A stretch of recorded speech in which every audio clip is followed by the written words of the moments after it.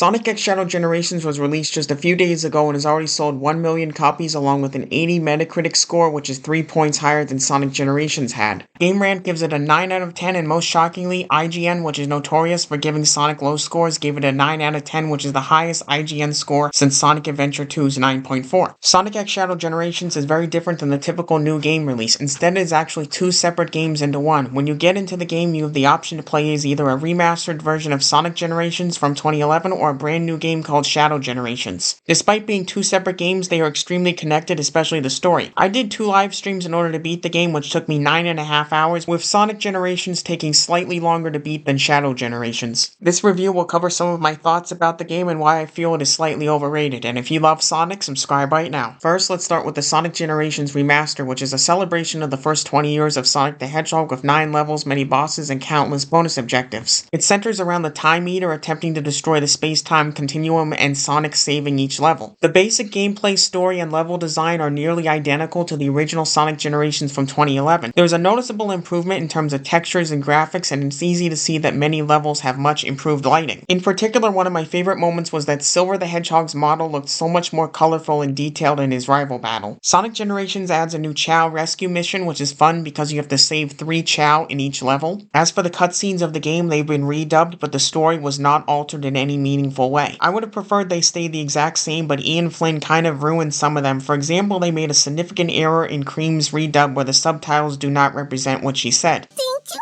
Mr. Sonic. Oh, did you get a new haircut?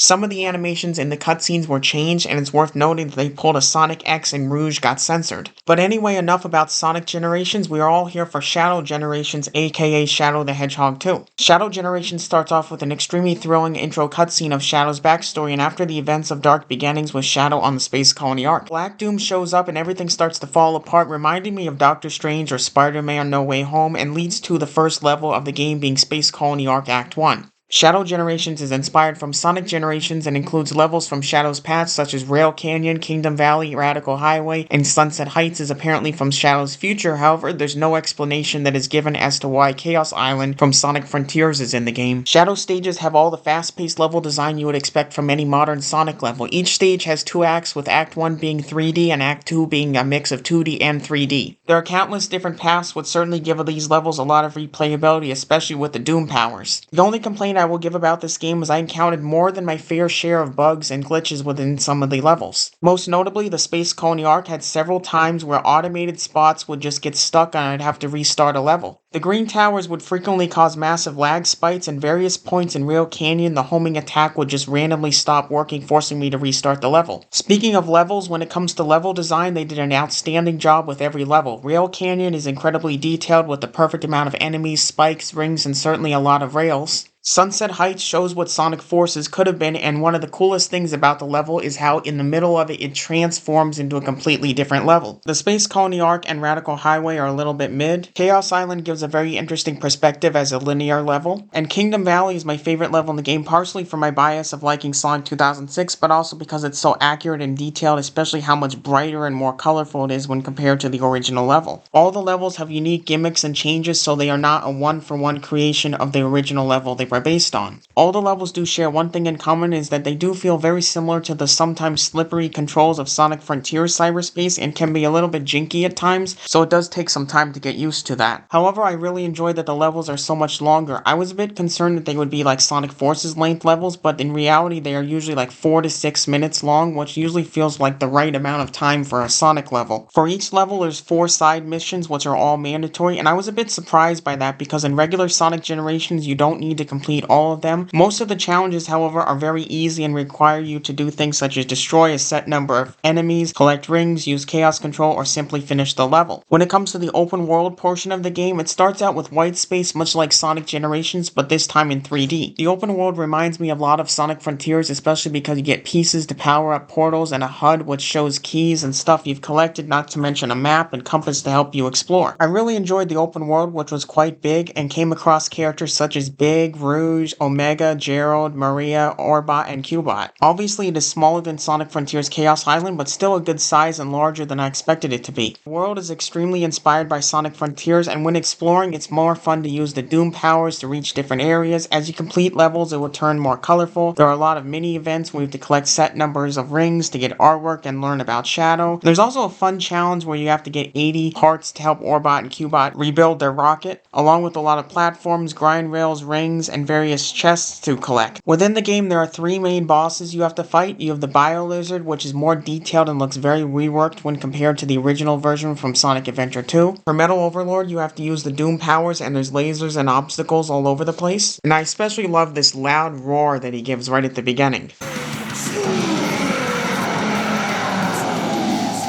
But by far the best and most exciting boss fight is of course Mephiles. I still can't believe that he has finally returned in a Sonic game and he wants to restore himself to the timeline. All 3 bosses are very mild and very enjoyable to play as, and after you beat the game there is of course an option to replay them in a hard mode. At the end of the game you play Radical Highway and then fight Devil Doom, and then he becomes Neo Devil Doom in Phase 2. I am very disappointed that Super Shadow is not playable, but it seems that Shadow with the Doom Wing is used instead. The final boss makes you use all of the Doom powers that you have achieved throughout the game, which makes it a very thrilling and exciting, especially because there's lots of platforms and attack moves you have to dodge in order to get close enough in order to attack him. In terms of difficultiness, he is just about average, which makes it really fun. Speaking of Doom powers, Shadow starts out with the power called Chaos Dash, which throughout the game you can unlock more Chaos abilities. The Doom Spears allow you to shoot a bunch of Chaos Spears at once. Some red enemies you can use the Doom Blast, which allows you to launch enemies and yourself, allowing you to teleport vast distances. The Doom Surf is very useful when you want to travel along water, especially in Kingdom Valley and the open world. The Doom Morph allows you to transform into a squid, which you can reach new places and is very useful in Chaos Island. And the Doom Wing is my favorite Doom power because it allows you to grow wings and you can fly, which is very useful for skipping large parts of levels or traveling long distances in the open world. Shadow is known for his Chaos Control ability and allows you to freeze time for 5 seconds. I found this most useful in size challenges to improve your score and during areas that are very fast paced. It can also be used to hit switches from a very distance, which opens up new paths. All of the Doom powers and Chaos Control do have areas that are required, but most of the time they are optional tools for your gameplay. When it comes to the story of the game, there's not as much as I expected there to be. The story focuses on Black Doom returning, but he is preparing Shadow before he fights him. Gerald and Maria seem to coach Shadow and gets very emotional near the end, especially when they disappear. The story does have a moment where it ties into Sonic Generations. I was hoping that Sonic would fight Shadow, but instead it's just a cutscene, but we learn that Sonic gets a fake emerald. After defeating the final boss, Shadow and Rouge head back to Sonic Generations to return the real emerald before Sonic fights the Time Eater. Upon beating the game, there's a lot of replayability because there is a lot of alternative paths, and as you get more Doom powers, and you can use those to improve your run. Lastly, when it comes to the music of the game, it's obviously that it's another home run. Every Sonic game always has good music, and Sonic X Shadow Generations is no exception. In addition, when you complete some of the challenges, you get more music notes, which allows you to get a selectable background music for every level and challenge, much like Sonic Frontiers. In conclusion, other than a few minor bugs and slippery controls, Sonic X Shadow Generations is a very solid game. The graphics and level design are very impressive, which gives the game a very enjoyable experience. The new Sonic Generations for me is a 9 out of 10, Shadow Generations is a 7 out of 10. Combined, I would rate Sonic X Shadow Generations an 8 out of 10. And I say that the game is slightly better than the original Sonic Generations. After Sonic 2006 and Sonic Frontiers, Sonic X Shadow Generations is now my 3rd favorite Sonic game. I would strongly recommend Sonic X Shadow Generations because it is such a good game and a lot of fun to play.